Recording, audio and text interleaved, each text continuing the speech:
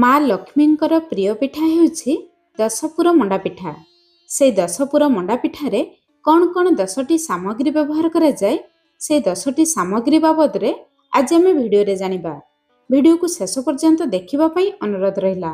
ଜୟ ଜଗନ୍ନାଥ, ମୁଁ ସସ୍ମିତା। ଆପଣ ସମସ୍ତଙ୍କୁ ସ୍ୱାଗତ କରୁଛି ସସ୍ମିତା ଷ୍ଟାର କିଚେନକୁ। ଦଶପୁର ବନାଇବା ପାଇଁ ପ୍ରଥମ ସାମଗ୍ରୀ ହେଉଛି ନଡ଼ିଆ। ଏଠି ମୁଁ ଗୋଟେ ବଡ଼ ସାଇଜର ନଡ଼ିଆକୁ କରି ନେଇଛି। ଦ୍ୱିତୀୟ ସାମଗ୍ରୀ ହେଉଛି ଛେନା। ଅଧା ଲିଟର କ୍ଷୀରରୁ ମୁଁ ଛେନା ଛିଣ୍ଡେଇ ନେଇଛି। ବଡ଼ ସାଇଜର ନଡ଼ିଆ ପାଇଁ ଏତିକି ଛେନା ନେବେ, ଭାଗ ମାପ ସଠିକ୍ ରହିବ। ତା ସହିତ 200 ଗ୍ରାମର ଗୁଡ଼।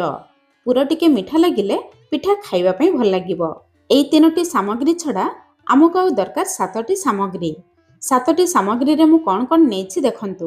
1.5 ଇଞ୍ଚର ଅଦା, 20ରୁ 22ଟି ଗୋଲମରିଚ। ଗୋଲମରିଚ ଟିକେ ଅଧିକ ଦେଲେ ପୁର ଟିକେ ରାଗ ଲାଗିବ, ଖାଇବା ପାଇଁ ଭଲ ଲାଗିବ। 4-5ଟି ଲବଙ୍ଗ, ଗୋଟେ ବଡ଼ ଅଳେଇଚ, 2ଟି ଗୁଜୁରାତି, ଗୋଟେ ତେଜପତ୍ର, ଅଳ୍ପ କିଛି ଖାଇବା କର୍ପୂର। ଏବେ ଆମ ରେଡ଼ି ହେଇଗଲା ଦଶପୁର ପାଇଁ 10ଟି ସାମଗ୍ରୀ। ମୁଁ ଆଶା କରୁଛି ଆପଣମାନେ 10ଟି ସାମଗ୍ରୀ ବାବଦରେ ଭଲ ଭାବରେ ବୁଝିପାରିଥିବେ। ପ୍ରଥମ କାମ ହେଲା ତେଜପତ୍ର ଭିତରେ ଥିବା ଶିରାକୁ ବାହାର କରିବା। ପିଠା ଭିତରେ ରହିଲେ ଖାଇବା ପାଇଁ ଜମା ଭଲ ଲାଗିବ ନାହିଁ। ତାପରେ ଛୋଟ ଛୋଟ କରିବା, ଛେଚିବା ପାଇଁ ସୁବିଧା ହେବ। ଆପଣ ଚାହିଁଲେ ଗୁଜୁରାତି ଅଳେଇଚରୁ ଚୋପା ଛଡ଼େଇ ନେଇପାରିବେ, ଚୋପା ରଖିଲେ ବି ଚଳିବ। ତାପରେ ଗୋଟେ ହେମଦସ୍ତା ନେଇଥିବା ସବୁ ସାମଗ୍ରୀ ଗୁଡ଼ିକୁ ଦେବା। କେବଳ ଖାଇବା କର୍ପୂରକୁ ଦେବା ନାହିଁ, ଆମେ ସାଇଡ଼ରେ ରଖିବା, ପରେ ବ୍ୟବହାର କରିବା। ତାପରେ ସବୁ ମସଲା ଗୁଡ଼ିକୁ ଚିକଣ କରି ଛେଚିବା। ଟିକେ ଚେଷ୍ଟା କରିବେ ଚିକଣ କରି ଛେଚିବା ପାଇଁ।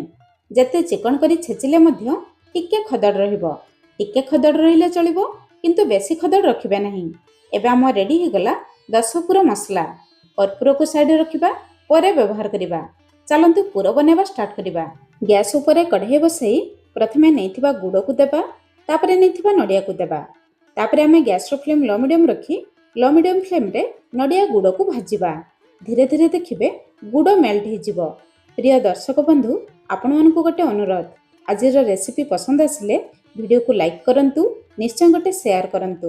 ଚ୍ୟାନେଲରେ ଯଦି ନୂଆ ଅଛନ୍ତି, ଏଯାଏଁ ସବସ୍କ୍ରାଇବ୍ କରିନାହାନ୍ତି, ତଳେ ଥିବା ବ୍ଲାକ୍ କଲର୍ ସବସ୍କ୍ରାଇବ୍ ବଟନରେ ପ୍ରେସ୍ କରି ପ୍ଲିଜ୍ ଚ୍ୟାନେଲକୁ ସବସ୍କ୍ରାଇବ୍ କରନ୍ତୁ। ଏବେ ଦେଖନ୍ତୁ ଗୁଡ଼ ନଡ଼ିଆ ସହିତ ମିଶିଗଲାଣି। ଗୁଡ଼ରେ ଆଉ ଜମା ବି ପାଣି ନାହିଁ। ଗୁଡ଼ରେ ଥିବା ସବୁ ପାଣି ଶୁଖିଯିବା ପରେ ଆମେ ନେଇଥିବା ଛେନାକୁ ଦେବା। ତାପରେ ଲୋ ମିଡ଼ିୟମ୍ ଫ୍ଲେମ୍ରେ ଛେନାକୁ ନଡ଼ିଆ ଗୁଡ଼ ସହିତ ଭାଜିବା। ଛେନାରେ ଥିବା କଞ୍ଚା ପାଣି ଶୁଖିବା ପର୍ଯ୍ୟନ୍ତ ଲୋ ମିଡ଼ିୟମ୍ ଫ୍ଲେମ୍ରେ ଭାଜିବା। ଛେନାରେ ଥିବା କଞ୍ଚା ପାଣି ଶୁଖିଗଲେ ପୁରରେ ଖାଇବା ପାଇଁ ଭଲ ଲାଗିବ। ଏବେ ଦେଖନ୍ତୁ ଛେନାରେ ଥିବା ସବୁ ଏକ୍ସଟ୍ରା ପାଣି ଶୁଖିଗଲାଣି। ଏଇ ପୁରକୁ ଆପଣମାନେ ବେଶୀ ଶୁଖିଲା କରିବେ ନାହିଁ, ଟିକେ ଜୁସି ରହିଲେ ପିଠାରେ ଖାଇବା ପାଇଁ ଭଲ ଲାଗିବ। ଶେଷରେ ଆମେ ବନେଇଥିବା ସ୍ପେଶାଲ ମସଲାକୁ ଦେବା। ଏଇ ଷ୍ଟେଜ୍ରେ ସାଇଡ଼ରେ ରଖିଥିବା କର୍ପୂରକୁ ଦେବା।